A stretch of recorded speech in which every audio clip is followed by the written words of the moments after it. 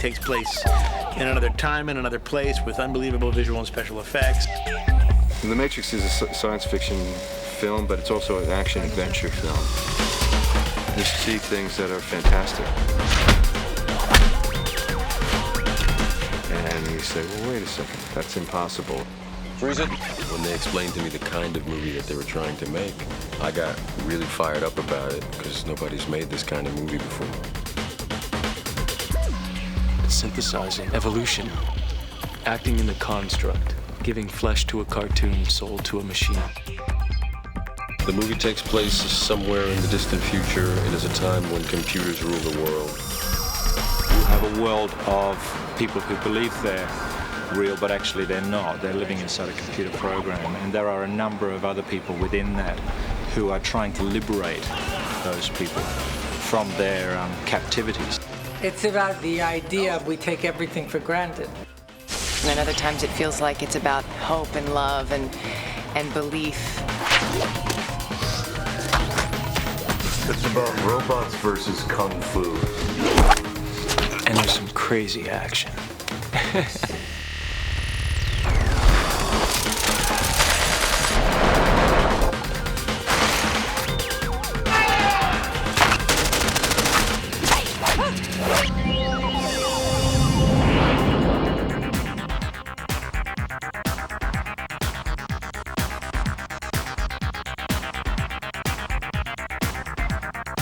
Sydney's a beautiful town. I gotta tell you, I've never seen nothing quite like it.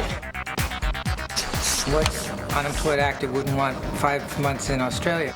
That's better. Filming on a location in Sydney is actually a pleasure. We're in a great city that's got a lot to offer and a very professional crew. Well, here we are in Sydney in a beautiful new facility. This stage is literally brand new. We're the first movie in the stage, and we moved in here to build these sets. The paint was wet on the walls. I mean, it literally, do not touch the walls, they're wet.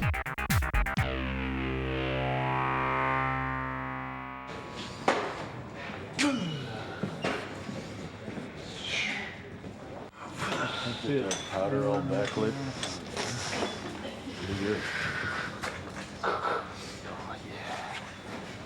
Is it okay if I kind of come forward? It's always a difficult thing to ask anybody, where do you get your ideas from? Nobody knows. They just sort of happen. A friend of ours asked us to come up with a concept for a comic book. We liked kung fu movies. We like Japanimation. We like, John Woo Philip K. movies. Dick and books that are, science fiction that is about the sort of nature of reality. You've been living in a dream world, Neo. This is the world as it exists today. What's interesting about the whole idea of cyberpunk is that it's a great way to create a sense of alienation and disconnection and alternate worlds being caught in sort of these quasi-dream, quasi-conscious states. Or you want me up like this? That's the one. That's the look. I first met Larry and Andy when I read Assassin, and it really was an incredible script. It was a very dark, edgy piece of material, and I really was impressed with that style. And they showed me this animated Japanese cartoon, and they said, we want to do that for real. And and that was an incredible idea to me. I mean, to actually see that animation come to life, and believe me, essentially it has.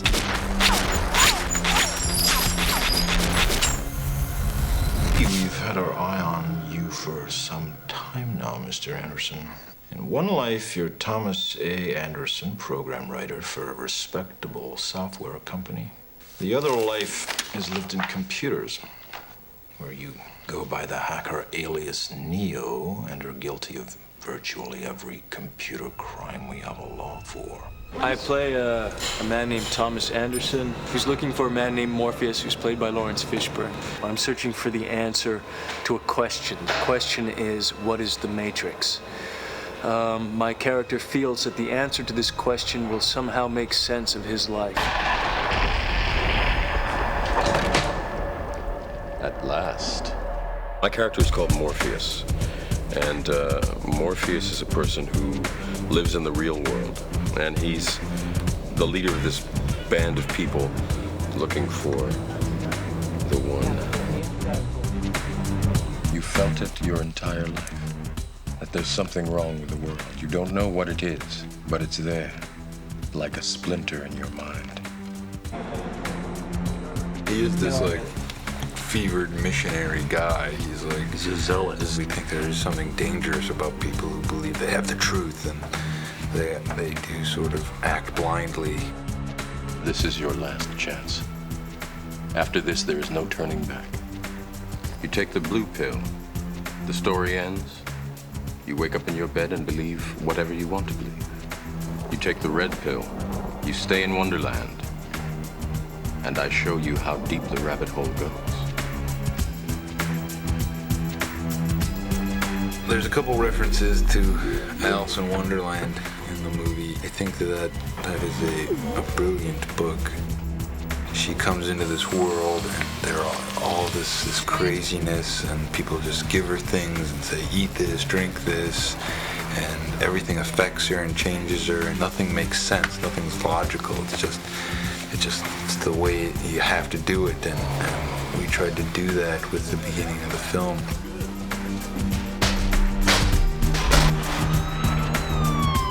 The thing that I love about Trinity is that I'm portraying someone who's really, really strong and who has a real mission and a real purpose. Can you fly that thing? Not yet. Operator. Tank, I need a pilot program for a B-212 helicopter. She's a warrior, yet I don't think that she's lost being a woman. Son. Oh, shit. Agent Smith is the law enforcement, and he's a seemingly invincible machine who develops these wonderful human frailties. There was an accident. Goddamn car accident. Cypher was a strong disciple of Morpheus, but now I've had second thoughts. Did he tell you why he did it? Why you're here? Jesus. What a mind job. So you're here to save the world.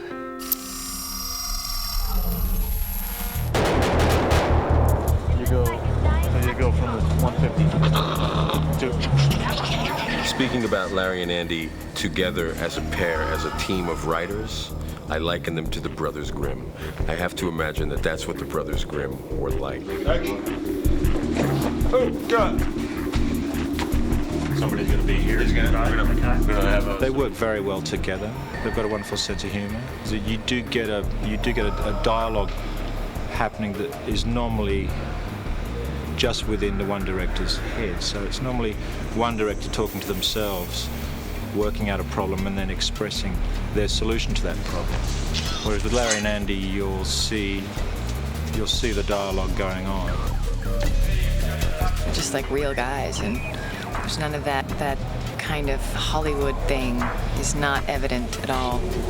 You know, they're from Chicago, you know. They wear shorts, they wear baseball hats, they watch basketball games, they love movies, they love, you know, they get so excited. There's nothing greater than doing a scene for them and for them to get excited. One day, one day I will no longer just be a computer nerd. I will be a superhero. They seek and search for clarity. They're very thoughtful, and yet they're very they have a wonderful sense of humor.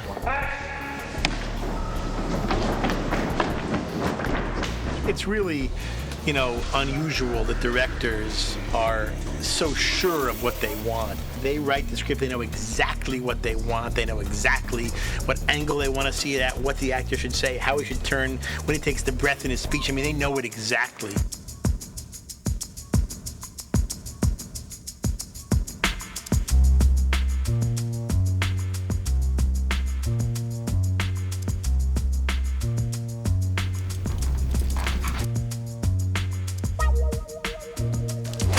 brothers had storyboards of fight sequences that they wanted to see, certain punches and kicks and flips that they wanted to see. I see some of the framing of Frank Miller. There are some Japanese angles and perspectives in it. Dodge this. They worked with people that they knew from the comic book world and designed these fantastic things. We went into the first Warner Brothers story meeting and they said, okay, now we know we've bought something cool.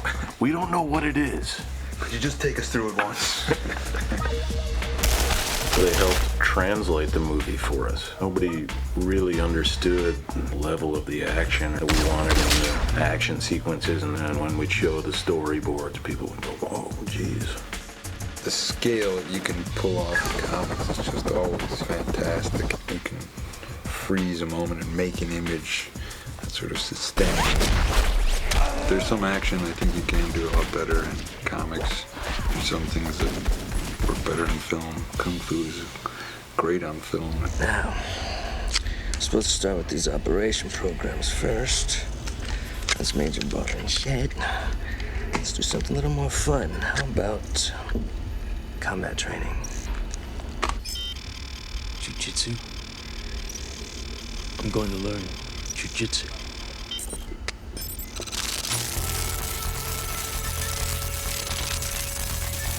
And action!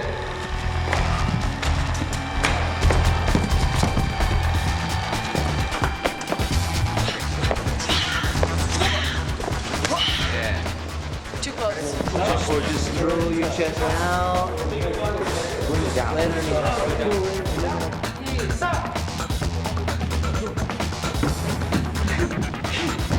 We wanted to do the action differently, and one of the things that we love about Hong Kong action is the way that they shoot fight scenes with long takes and wider angles. But they also do this wire work, which is, it's very fluid, and people, fly around and jump incredibly. It's very balletic, and everybody has a superhuman and supernatural grace. We wanted to bring that kind of wire work to our movie.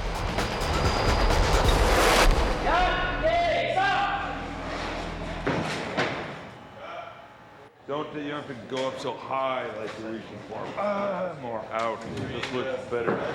Yeah. When I first became involved, Larry and Andy were a little frustrated because their dream was to work with this guy that had done Fist of Legend. And through contacts in Hong Kong, we tracked the guy down, turned out to be Wu Ping.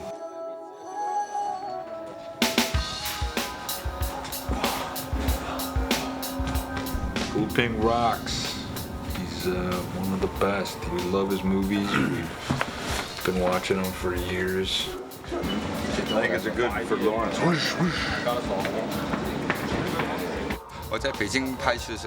He said, I really don't know how they got my number and about me. All that he knew is he was in Beijing making a movie and got a call from Hong Kong saying that the two brothers were really interested in talking to him. He said, I'm very busy, I don't have the time. And then the call came again. He read the script and he thought that script was a very brilliant script. So he decided that he should do it.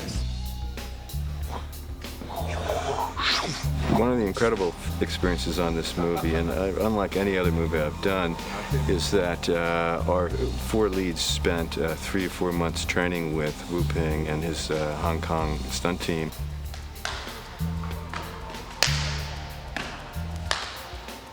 These aren't athletes, they're actors. When you want someone to paint your house, you hire a painter, not an actor who makes believe he's a painter. They really had to learn a fighting style that they never had learned before. It was a tremendous hardship, but it is evident on the film when you see it that that's Lawrence and that's Carrie Ann and that is Keanu in those scenes doing that stuff, and it's astounding. We started training in October of '97. Trained all the way through till March of '98. That was on like an everyday basis. 1, 2, 3. Ready? It was a very involving, exhausting process, which I initially thought we were going to be doing Kung Fu for maybe 4 or 5 weeks, something like that. And it ended up being months and months of training. The interesting thing is in the challenge. And the challenge is how we can make these people look as though they know they are born with the skills. We all sort of have our own person that is sort of our teacher. And my teacher's name is Ma Dai. He really held my hand in the beginning and was very hard on me at the same time. Chu is Keanu's main guy, and Chu doesn't speak any English. Then we have Dion, who oversees all of us, and he speaks better English than the rest of the guys. And he sort of our go-between Wo Ping and us.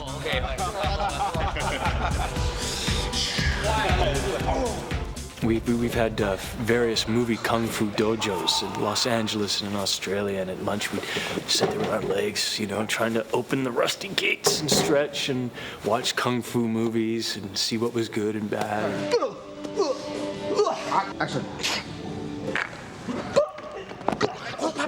That I really didn't know if I would be able to do what they were asking me to do. I was going every day and getting on the wires and being lifted up just to get the feeling of being lifted up on the wire, and then, you know, practicing sort of getting up the wall and then having the wall padded and then going along the padded wall and then them taking the pad off and me being terrified. Like, I couldn't do the wire that day, the day they took the pads off the wall, because I was so afraid. He's very inventive and organic the way he works, and you know, you must have your own style, but you also have to have, you know, and good kung fu. Initially, I think Wu Ping and the Wire team, they took us on and thought we were useless, which we were, hopeless at Kung Fu. But they slowly realized after a couple of weeks that maybe we were going to be able to get to a level where we'd be halfway decent.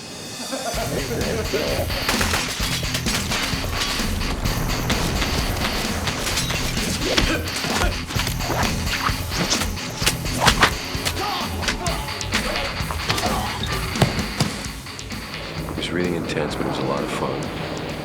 And again, it's the kind of thing that you very rarely get an opportunity to do something like this. I mean, I feel incredibly blessed to have worked with Wu Ping and his team. Okay, so what do you need? Guns. Lots of guns.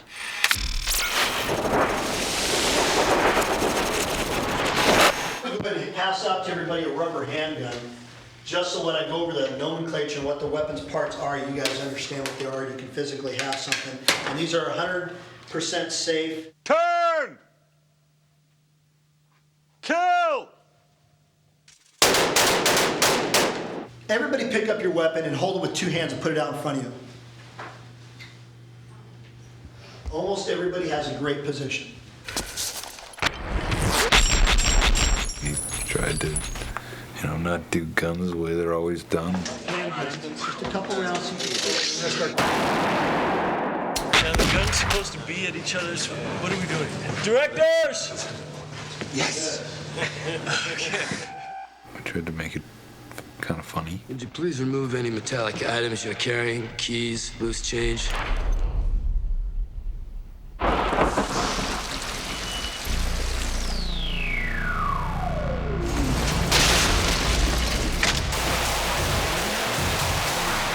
The sets on the picture all originated from the visual design of the film that Larry and Andy achieved in storyboarding the film. They were executed by and built and designed by Owen Patterson, who's our production designer. This film is sort of full of many, many details. An art department is trying to create an environment which is really just an illusion. This is my ship, the Nebuchadnezzar. This is the main deck. And we're trying to use contemporary technology in a sort of slightly retro fashion, and something that looks a little bit different to your archetype sort of spaceship. we've sort of fallen back a great deal onto, and utilised, as Larry and Andy wanted us to do, a lot of Jeff Darrow's drawings, which were the original conceptual thing. But we're trying to sort of promote that idea of a reality that isn't real. You'll look at it and go, oh, it's a real place, but there are these illusions sort of within it.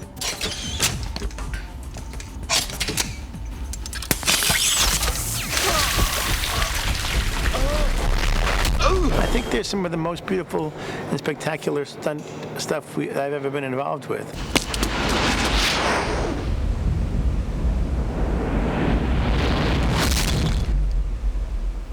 Whoa. There's style and visual effects in these action sequences that has not ever been seen before.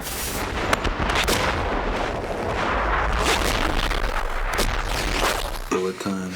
Registered trademark. Enter the Gata. The Gata Force. Do one more. Let's get the wind cue right. Yeah. Nobody's around. Politically a little hard. He's around. So you might want to spin around and face the subject at hand. In this particular rig, there are 120 cameras and 2 motion picture cameras set up. Bullet time is something that was conceived for The Matrix specifically. But I think it's the byproduct of the directors observing technology, and then they ask the right question at the right time. That's the money cam at the end, that last one where the bullet is basically going to come over your head. I could shoot the same exact stunt several times over. I can also do things like I can go forwards in time, but then I could also choose to stop the camera abruptly, start moving backwards against itself while the action continues to move forward. I can create a 3-dimensional construction of the object. Everything begins with a simulation, and all the math for how to shoot it works backwards from there.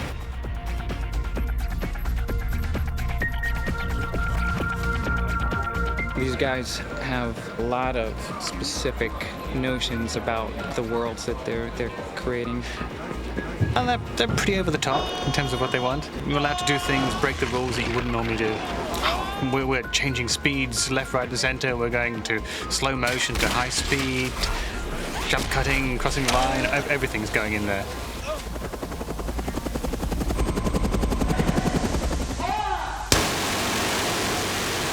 To achieve what seems like a fairly simple thing to do, to fly a helicopter down the front of a building, shoot a window out and rescue someone by jumping out the window, it seems, as we'll see it in the film, a seamless object. But in fact it's been shot in 2 different buildings, it's been shot on a big set.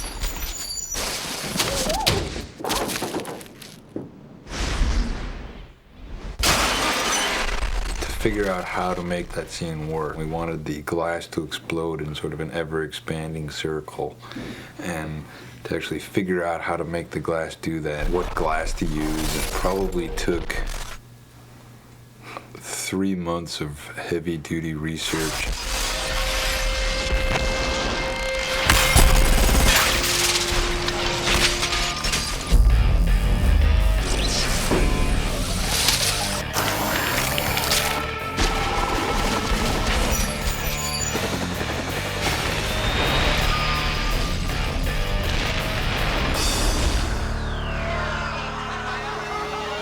I think it's such a rare experience for a group of actors in film, maybe in theater, but in film to have been working together. We'll almost have been working together for a year by the end of this.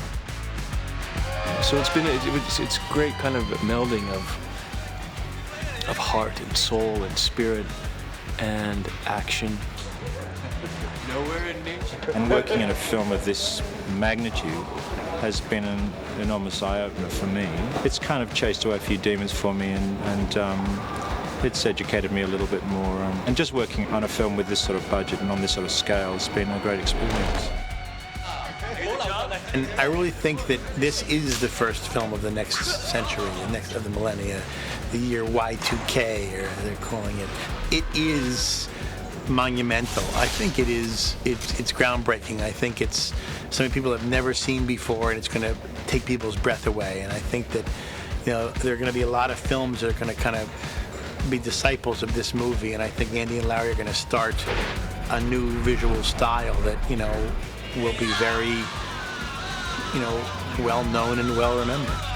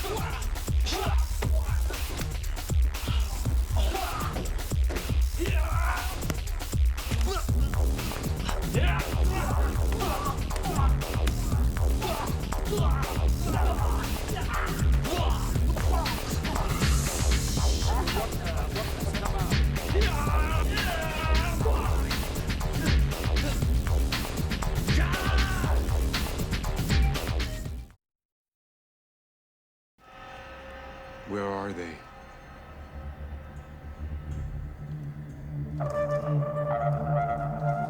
We had to build a set which was about 18 inches wide, I think, 6 foot deep and about 46 feet high. It was a really odd-shaped set. Since it was dark on the camera side, the light had to come through the top, and it had to go 4 stories and still hold its intensity without being super bright at the top and being nothing at the bottom.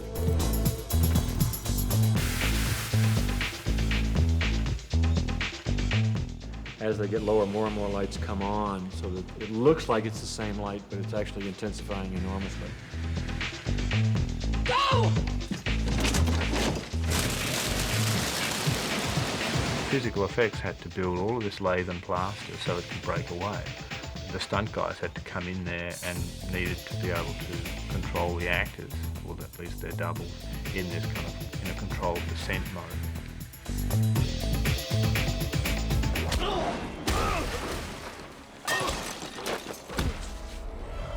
The fight in the bathroom is much scrappier than any of the other fights because it's in a confined space. We built a very basic flat-edge set, and then Wu Ping and his team went in there and rehearsed it. And it started off at one size, and eventually it was kind of like half the size. And they just rehearsed in it and figured out what they wanted. So it was a much more brutal Western-style fight, if you like.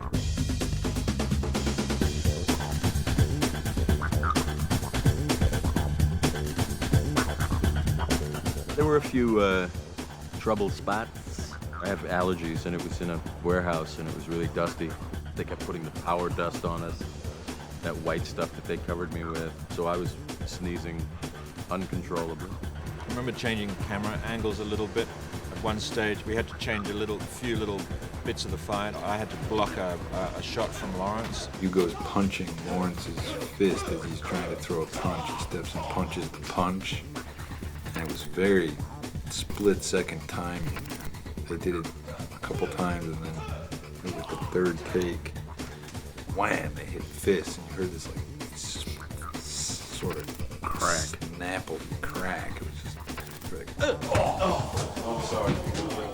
I thought I'd broken my wrist one day, and it blew up, and so lots of little things like that. It was actually all right in the end.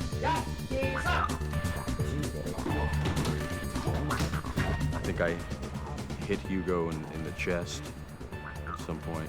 And I got kicked in the ribs, and both my ribs were cracked. But that was something, again, I didn't discover some way down the track. But it was a kind of dirty, you know, dirty fight.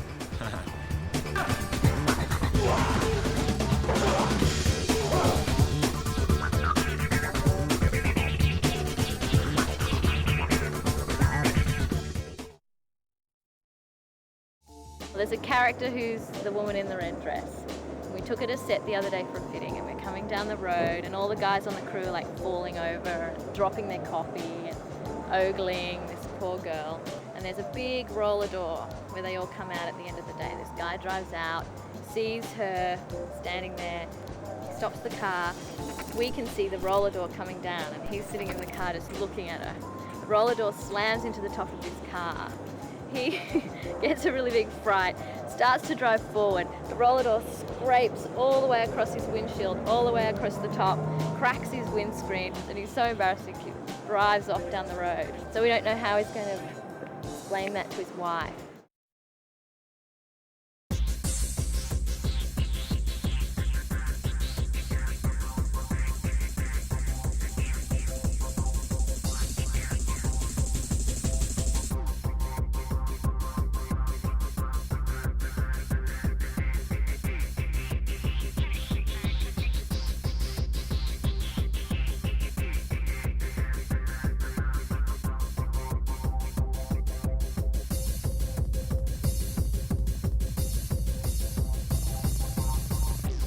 Get me the hell out of here! Got a patch on an old exit, Wabash and Lake. Help! Need a little help. Made them do 22 takes of that. What would be the right gesture? Is he looking, or is he just waiting to see if the agents are coming? Cut! My hands suck.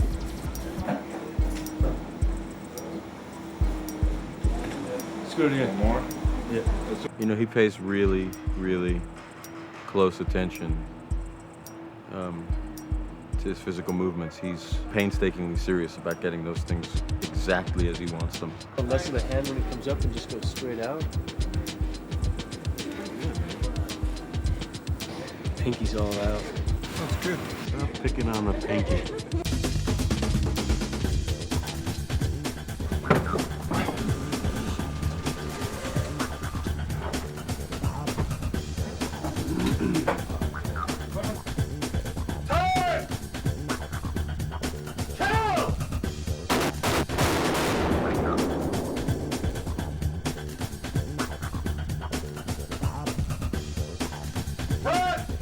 How come you always say cut? My job. That's what I get the big bucks for. Saying cuss. Agent Smith starts to develop some very human qualities that ultimately brings him down. And at the same time, Neo starts to develop certain qualities that steel him against Smith, so that their journeys are kind of in opposition to each other, and ultimately Smith, the machine, is destroyed by the human being who's become increasingly sure of himself. There's more to it than just basically the vanquishing of the foe. Similar journeys, climaxes, and that sort of merging moment. Well, very early on in training, in fact on day 2, I thought I'd done something to my leg. So we went to see a very good doctor, in fact it was Keanu's doctor, who immediately diagnosed that I had this thing that I couldn't walk, and I had an edema in my bone marrow. And I had an operation and was on crutches for 6 weeks and slowly recuperated and kind of came back into training again. It's funny because he had the hip and I had the neck. So it became how's the hip and how's the neck. This isn't a dojo, it's a hospital, it's a trauma ward. You're doing it for me. You like that little bit of pain. No, it was no pain at all. Was that general? It was local? spinal. Spinal, okay. So I watched the whole thing. You saw the... Yeah, I watched the operation. Ew! That man is crazy. Because you can't feel a thing. So it's like someone doing this thing to this leg. It's not part It's of not you. yours. They were lifting my leg up and I was going, that's my leg, but I can't feel it.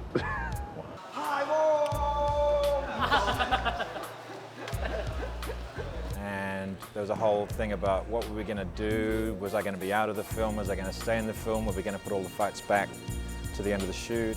Which is what we eventually did.